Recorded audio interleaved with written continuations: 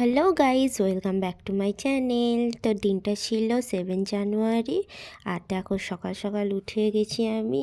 আর এখানে বলে রাখি, আমি প্রফেশনে একজন মেকআপ আর্টিস্ট। তো আমার আজকে বুকিং ছিল পার্টি মেকআপের, তো তার জন্যই রেডি হয়ে গেছি। আর লোকেশান ছিল কুমির মোড়া।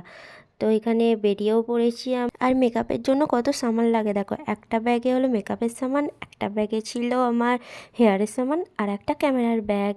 আর রাস্তায় যেতে যেতেই সর্ষে ফুলের সাথে আমার দেখা। শীতকালে এদেরকে আমার খুবই ভালো লাগে। আর এই যে পুকুরটা দেখছো, এই পুকুরটা ছিল দারুণ, অসাধারণ। চারপাশটা এত সুন্দর ছিল যে কি বলবো। আর রাস্তায় যেতে যেতে একটু জ্যাম লেগে গেছিলো, তাই আমি আর ঈশিতা একটু বোর হচ্ছিলাম আর কি। আজকে রাস্তায় এত গাড়ি ঘোড়া ছিল যে কি বলবো। আর ঈশিতাকে দেখলে ও আমাকে হেল্প করতে যায়, আমার হেল্পিং হ্যান্ড হিসেবে। অনেক সবাই চুল বাঁধে, তো তাই ওকে নিয়ে যায়, আমি পেরে উঠতে পারি না বলে। আর এইখানে এই বাড়ির কালারটা দেখো, দূর থেকে এতটাই হাইলাইট করছিল যে আমি ফোন বার করে ভিডিও করতে ব্যস্ত হয়ে পড়েছিলাম।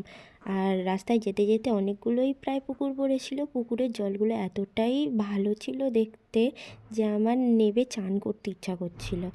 আর অ্যাট লাস্ট আমরা আমার লোকেশানে চলে আসি। পার্টি মেকআপ ছিল তো তাই ক্লিপ নেওয়া হয়নি, আমি ভিডিও শেষে পিকচার অ্যাড করে দেবো। এখানে বাড়িটা দেখো, বাড়িটা দিনের বেলা একরকম লাগছিল, রাতে আলোয় আর এক রকম লাগছে। বাড়িটার নাম ছিল আহ্লাদান।